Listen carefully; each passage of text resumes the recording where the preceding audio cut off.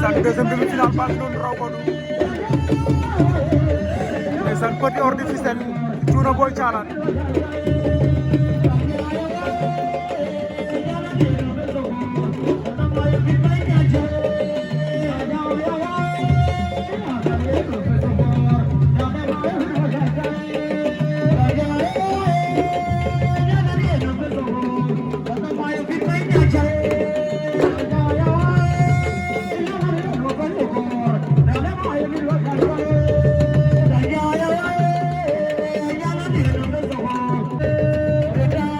aca deuxième demi-finale baa ngi noonu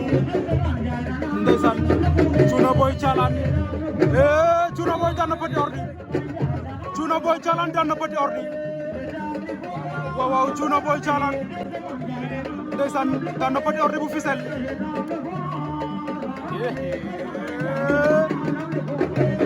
Petit Ordi Fissel Cuuna Boy